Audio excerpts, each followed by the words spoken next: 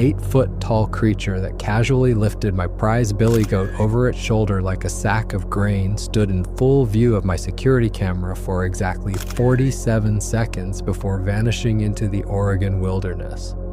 I've replayed that footage thousands of times over the past 3 years, and every viewing confirms what I've tried desperately to forget. Something that shouldn't exist had been hunting my livestock with the patience and intelligence of a seasoned predator. This is the story of why I sold my dream homestead for half its value and moved to a subdivision where my nearest neighbor is 20 feet away instead of 20 miles. This is why I sleep with every light in the house blazing, and why I haven't set foot in the woods since that September night when everything changed. My small farm sat on 47 acres of dense forest in the Cascade Mountains, 2 hours east of Portland. The property came with a rundown farmhouse from the 1940s, a collapsing barn that I'd spent 3 summers rebuilding, and more blackberry bushes than any one person could ever harvest. I'd bought the place after my divorce, using most of my settlement money to chase a dream of self-sufficient living that my ex-wife had always mocked as unrealistic. She preferred shopping malls and restaurant meals to dirt roads and wood-burning stoves. The isolation was exactly what I needed after 20 years of marriage that had ended in lawyers and bitter arguments about money. Out here, the only sounds were wind through ancient fir trees, creek water running over smooth stones, and the occasional call of hawks circling overhead. I kept 12 goats for milk and cheese, a flock of chickens for eggs, and a vegetable garden that provided most of my food from spring through fall. The work was hard but satisfying in ways my old office job had never been. Every morning brought new challenges that required actual problem solving instead of endless meetings about quarterly reports. The nearest town was 43 miles away down a gravel road that washed out every winter when the snow melted. My closest neighbors were a retired couple who lived 6 miles through the forest, and I saw them maybe 3 times a year when they drove past on their way to town. Cell phone service didn't reach my valley, and the landline went down every time a tree fell across the wires. I had a CB radio for emergencies and a police scanner that picked up chatter from the county sheriff's department. But most of the time, I lived in complete silence. The forest that surrounded my property was old-growth timber that had somehow escaped the logging crews. Douglas firs stretched 200 feet into the sky, their trunks so massive that 3 people couldn't wrap their arms around them.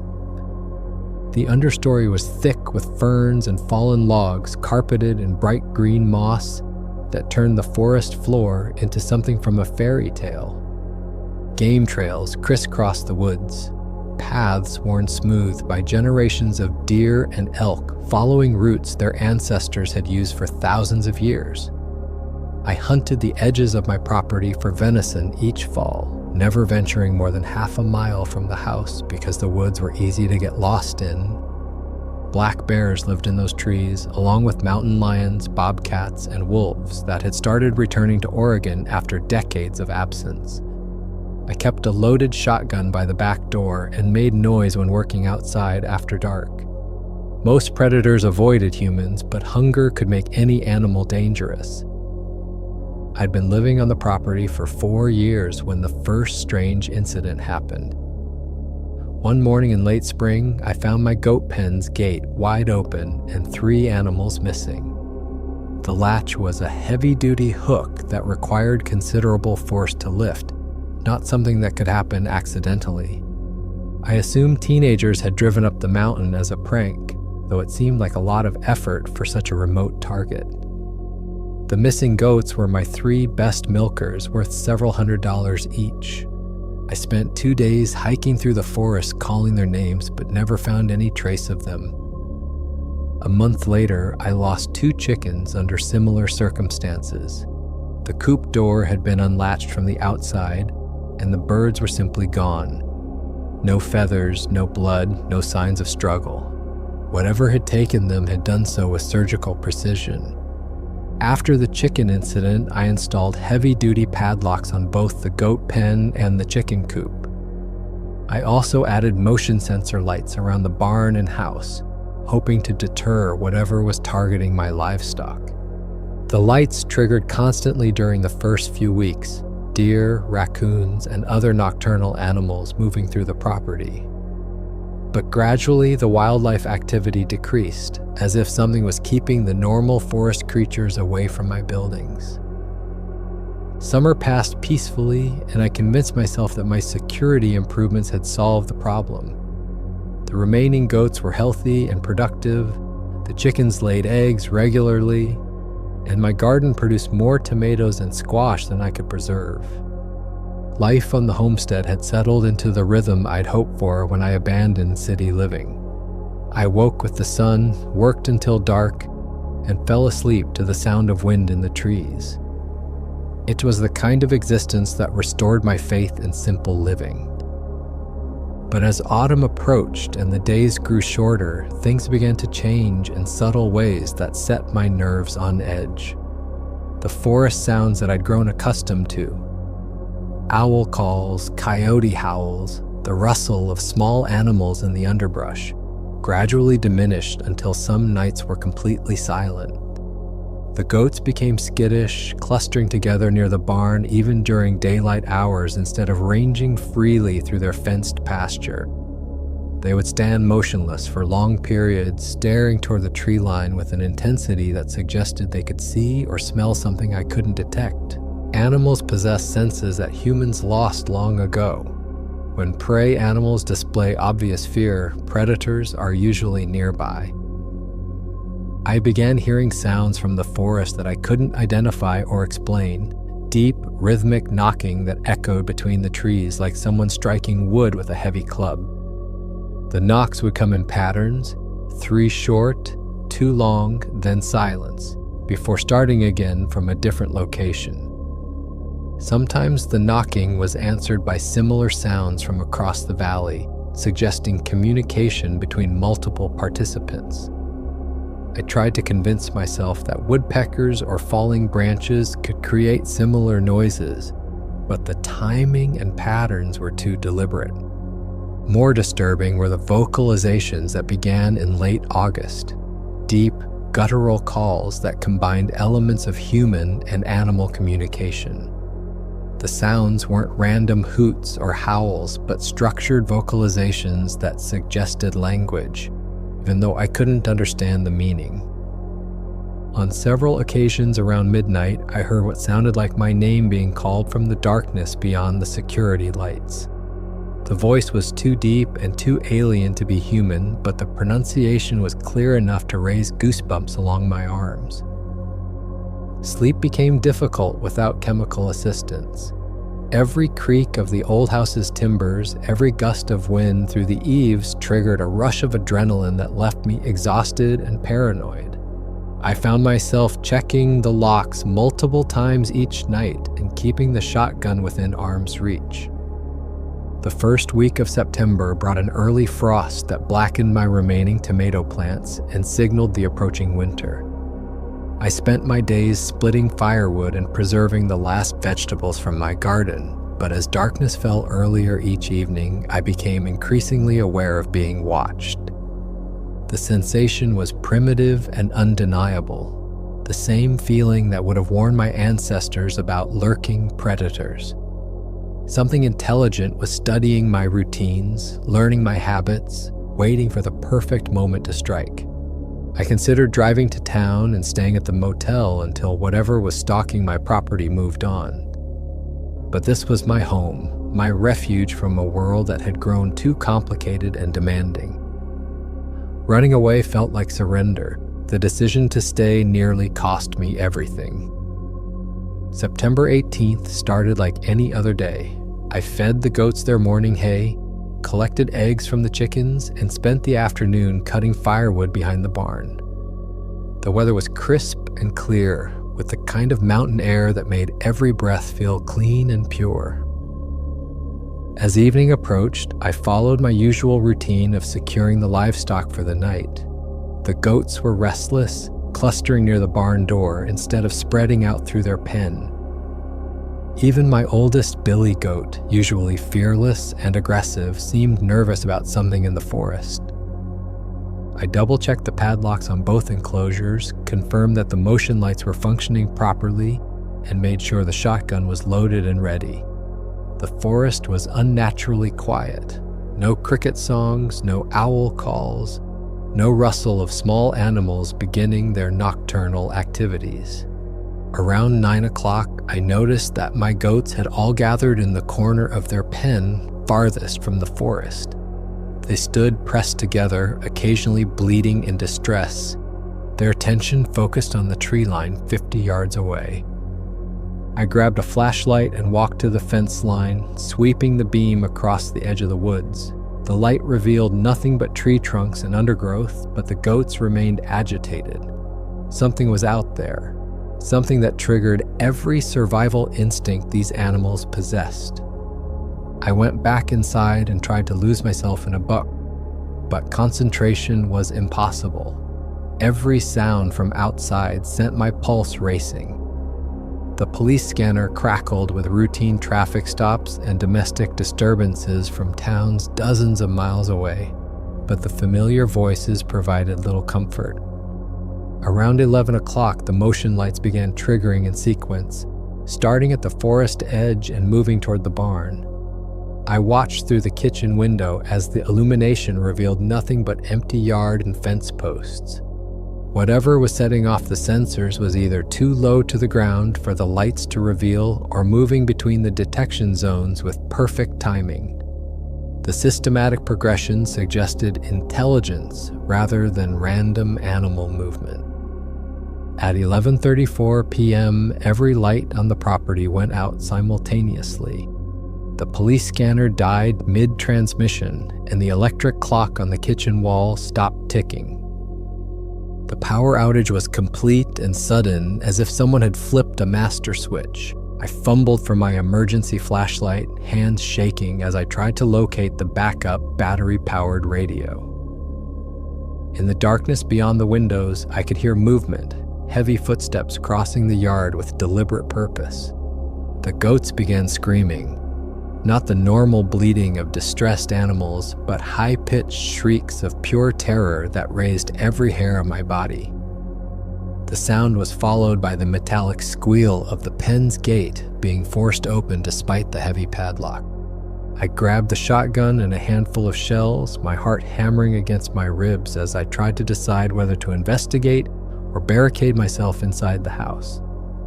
The smart choice would have been to stay put and wait for daylight, but those were my animals out there.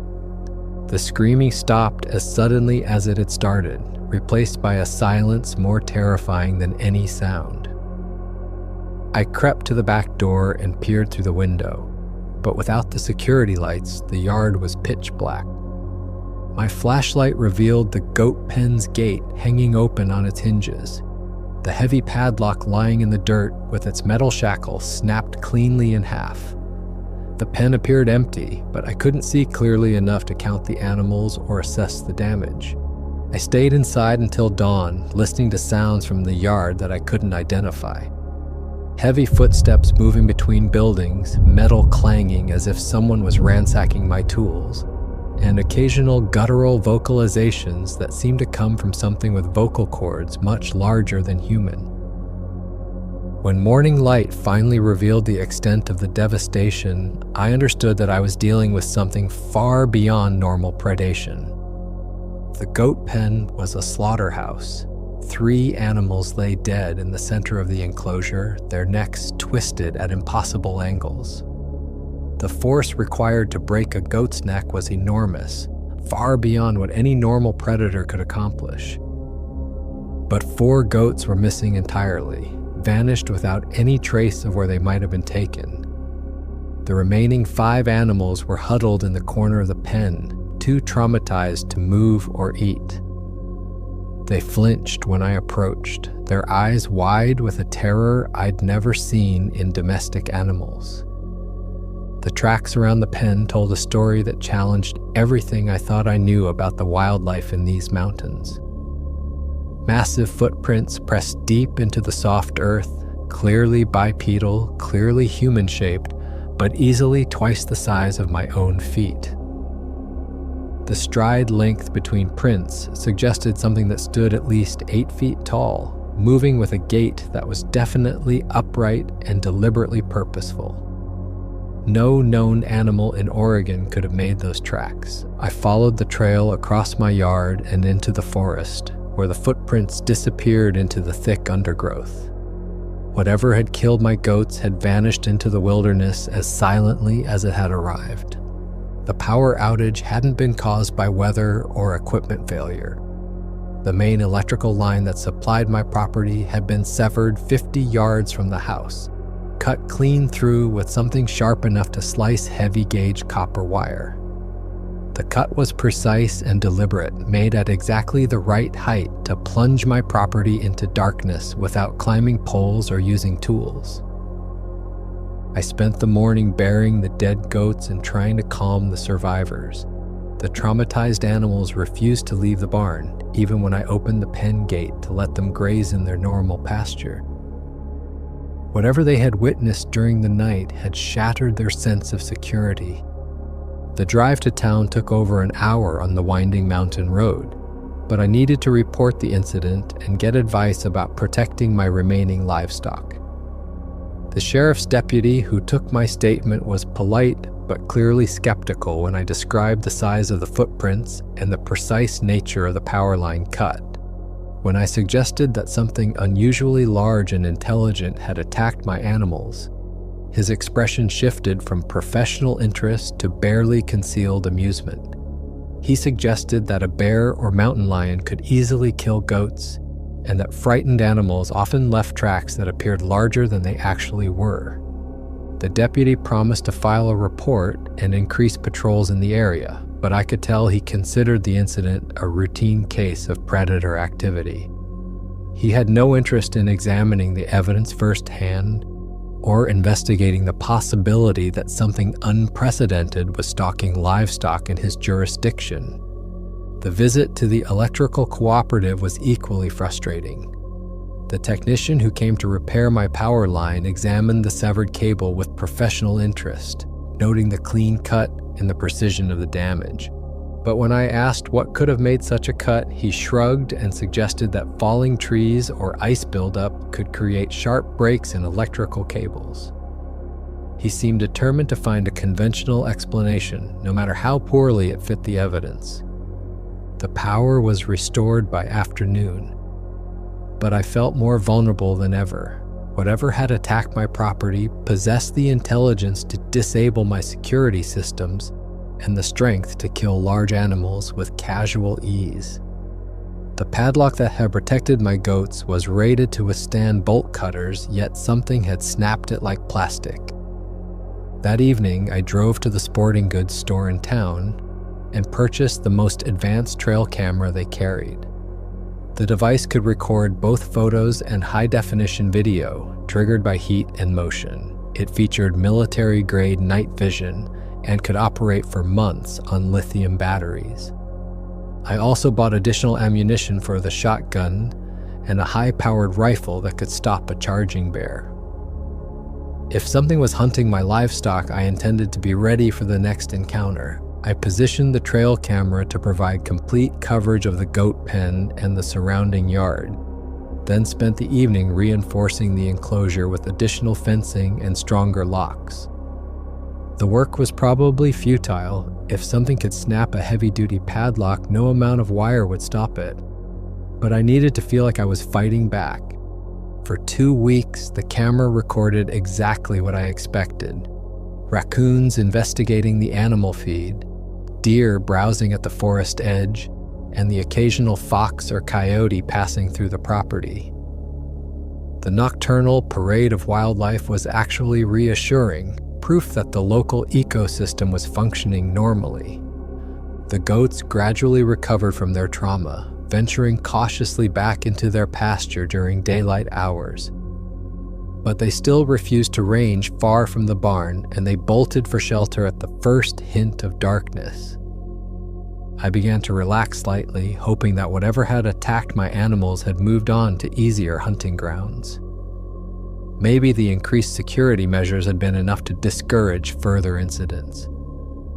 Maybe I could return to the peaceful routine that had drawn me to mountain living in the first place.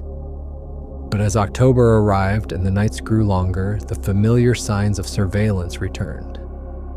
The forest fell unnaturally quiet after dark, and I began finding evidence that something large was moving through the woods near my property. Trees showed fresh damage, bark stripped away at heights no normal animal could reach. Arrangements of rocks and sticks appeared overnight in geometric patterns that clearly indicated intelligence. Most disturbing were the new footprints I found each morning, always in different locations, always suggesting that something was circling my property like a predator planning its next attack. The trail camera captured brief glimpses of massive shadows moving at the edge of its range, always too quick or too obscured to identify clearly. Heat signatures that appeared bipedal but far larger than any human. On 3 occasions, the camera recorded what appeared to be glowing eyes reflected in the infrared flash, eyes set too high and too far apart to belong to any known animal. I was being studied, evaluated, stalked by something that possessed human-level intelligence, but none of human civilization's restraints. The knowledge that something was watching my every move from the safety of the forest was almost unbearable. Sleep became impossible without medication, and even then, nightmares jerked me awake several times each night. I found myself checking the locks obsessively, peering through windows at shadows that might conceal threats. The isolation that had once been peaceful now felt like a trap. The remaining goats sensed my growing anxiety and became increasingly difficult to manage. They refused to venture far from the barn even during daylight, huddling together and bleating in distress whenever I tried to move them to fresh pasture. Their behavior was a constant reminder that something in the forest had terrorized them beyond normal animal fear.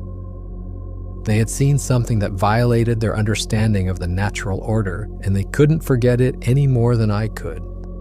October 15th dawned gray and bitter, with the smell of snow in the air and storm clouds building over the mountain peaks. The weather forecast predicted the first major storm of the season, high winds, freezing rain, and the possibility of power outages that could last for days. I spent the morning preparing for the storm, securing loose equipment, and checking my supply of firewood and emergency food.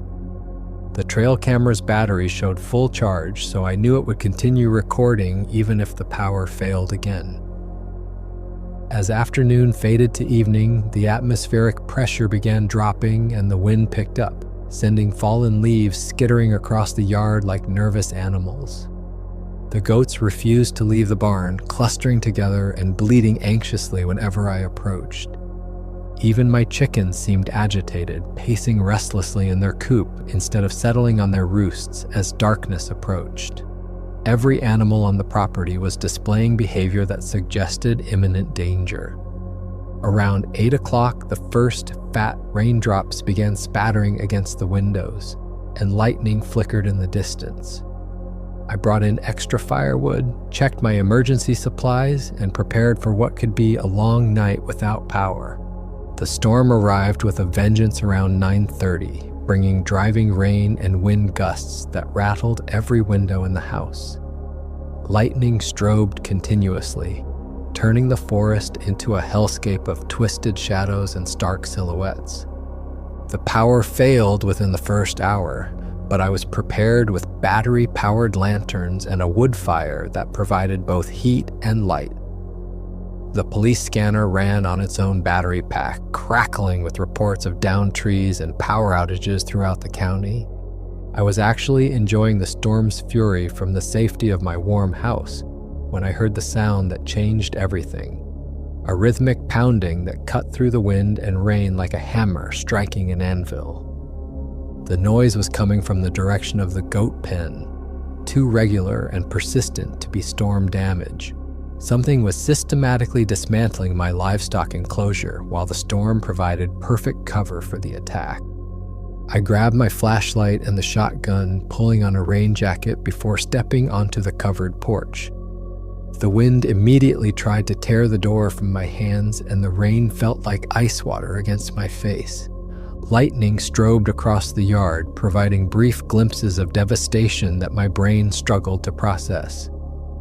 The goat pen's fence had been reduced to twisted metal, and dark shapes lay scattered across the enclosure like discarded toys. But it was the massive figure standing over my prize billy goat that stopped my heart. The lightning revealed something that stood easily 8 feet tall, covered in dark fur that glistened in the rain. Its proportions were wrong for any known animal. Arms that hung nearly to its knees, shoulders broad enough to span a doorway, a head that seemed to sit directly on massive shoulders without any visible neck. The creature was lifting my 150-pound billy goat with one arm, holding the animal like it weighed nothing at all. The goat appeared to be unconscious or dead, its body limp and unresisting as the massive predator prepared to carry it away. I raised the shotgun and tried to find the courage to fire, but my hands were shaking so badly I couldn't maintain a steady aim. Besides, the range was too great for buckshot to be effective, and I wasn't confident that even a direct hit would stop something that size. The creature seemed to sense my presence, turning its massive head toward the house and fixing me with eyes that reflected the lightning like polished metal. For a moment that lasted an eternity, we stared at each other across 50 yards of storm-lashed ground. Then it simply walked away, carrying my goat into the forest with fluid grace that contradicted its enormous size. The entire encounter had lasted less than 2 minutes, but those 2 minutes had shattered my understanding of what was possible in the natural world. I stood on the porch until hypothermia forced me back inside, then spent the remainder of the night huddled by the fire with the shotgun across my knees. Every sound from outside sent adrenaline surging through my system, but the creature didn't return. When dawn finally broke, I surveyed the destruction with growing horror. The goat pen looked like it had been hit by artillery. Heavy gauge wire mesh had been torn apart and scattered across the yard like confetti. Fence posts that I'd set in concrete had been snapped off at ground level. 5 goats were dead, their necks broken with the same surgical precision I'd seen in previous attacks. 3 others were missing entirely, presumably carried off into the forest. Only 4 animals survived, huddled in the corner of the barn, and 2 traumatized to eat or drink. But it was the trail camera footage that provided the most compelling evidence of what I'd witnessed. The device had continued recording throughout the storm, capturing the entire attack in high-definition detail. The footage began at 10:17 p.m., showing normal storm activity, rain lashing the empty pen, lightning illuminating the yard, wind bending trees at the forest edge. Then, at 10:23, a massive humanoid figure emerged from the tree line. The creature moved with deliberate purpose despite the storm's fury, approaching the goat pen like a predator that had planned this attack down to the smallest detail. Its movements were fluid and coordinated, showing no difficulty navigating in the wind and rain. For the next 6 minutes, I watched in horror as the creature systematically destroyed my livestock enclosure. It peeled away heavy-gauge wire mesh like tissue paper, snapped fence posts that would require a sledgehammer for a human to break, and killed my goats with casual efficiency. Most terrifying was the intelligence evident in every action. This wasn't a mindless animal driven by hunger. It was a calculating predator that knew exactly what it was doing. The creature killed only what it needed for food, selected the healthiest animals for removal, and left the rest in a display that seemed designed to terrorize rather than nourish. The final moment captured on camera was the most disturbing. As the creature prepared to leave with my billy goat slung over its shoulder, it looked directly at the trail camera. Its eyes reflected the infrared flash like twin coals, and for 47 seconds it stared straight in the lens. The intelligence in that gaze was unmistakable. This thing knew it was being recorded and wanted me to see what it was capable of. The stare felt like a challenge, a demonstration of power that warned against any thoughts of retaliation. Then it turned and walked into the forest, vanishing into the storm with my livestock like some nightmare from humanity's darkest legends. I watched the recording dozens of times over the following days, analyzing every frame for additional details. The creature's height was clearly over 8 feet, its build massively muscular but lean rather than bulky. Its movement showed perfect balance and coordination despite its enormous size. The hands, and they were definitely hands rather than paws, displayed opposable thumbs and finger dexterity that would allow tool use and fine manipulation. This was no primitive animal, but something with cognitive abilities that might rival human intelligence. Most unsettling was the creature's behavior after the attack. Instead of immediately fleeing into the forest, it had taken time to arrange the dead goats in a specific pattern. A rough triangle with the largest animal at the apex. The arrangement seemed ritualistic, almost ceremonial. The message was unmistakable. This had been a demonstration of power, not just a hunting expedition. Something was claiming my property as its territory and eliminating my livestock to drive me away. I considered my options carefully. The logical choice was to abandon the homestead immediately, take whatever loss I could afford, and start over somewhere safer. But this property represented everything I'd worked for since my divorce. My independence, my connection to the land, my chance at self-sufficient living. The alternative was to stay and fight, to protect what was mine against something that existed outside the normal rules of nature. It was probably suicide, but cowardice felt worse than death. I decided to give it one more try. The trip to town the next morning took on the atmosphere of a military supply run. I purchased every piece of security equipment the hardware store carried. Motion detectors, floodlights, backup batteries, and a generator that could power my entire property during outages. At the sporting goods store, I bought ammunition for both my shotgun and rifle, plus a high-powered spotlight that could illuminate targets hundreds of yards away.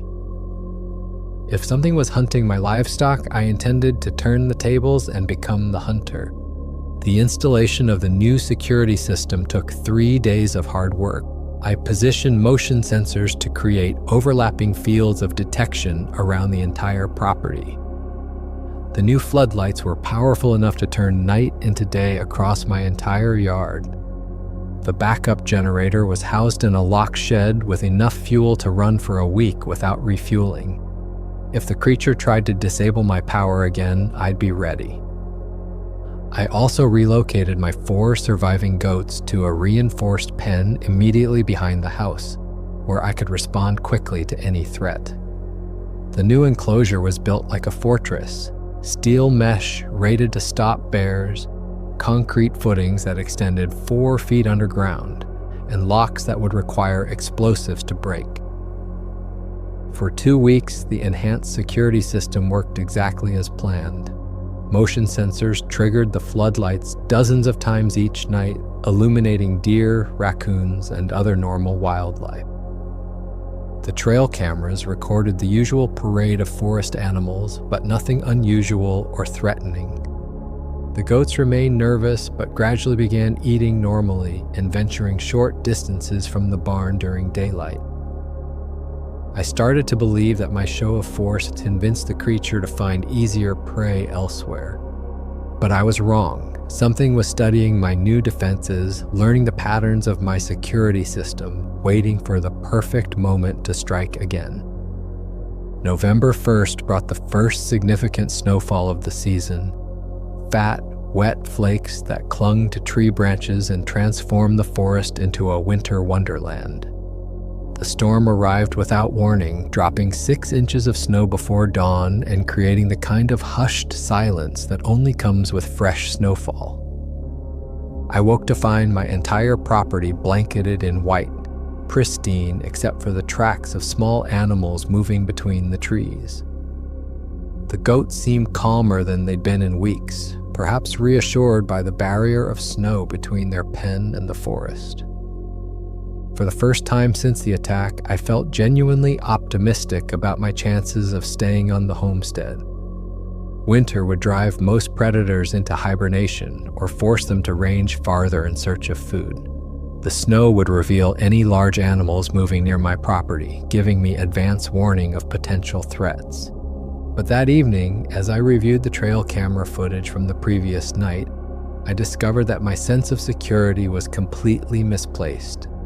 The camera had recorded something moving through the forest during the heaviest snowfall, leaving tracks that told a chilling story.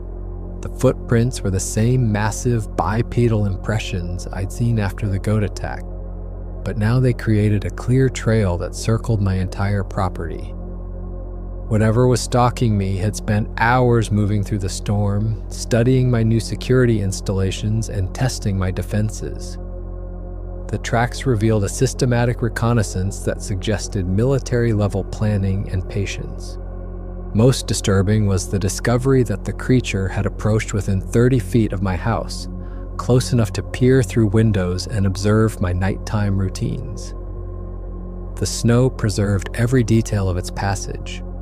The enormous stride length, the perfect balance that allowed movement through deep snow without stumbling, the intelligence required to avoid triggering my motion sensors. This thing was learning, adapting to my countermeasures, preparing for another assault that would be even more devastating than the first. The next morning brought evidence of escalating aggression. My mailbox had been torn from its post and hurled 50 feet into the forest. The metal structure was twisted into an unrecognizable sculpture, destroyed with a violence that spoke to enormous strength and growing fury. Fresh tracks led from the mailbox destruction to the edge of my property, where something had snapped several small trees at the 8-foot level, well above where any normal animal could reach. The breaks were clean and deliberate, creating a line of damaged trees that pointed directly toward my house like arrows. The message was unmistakable.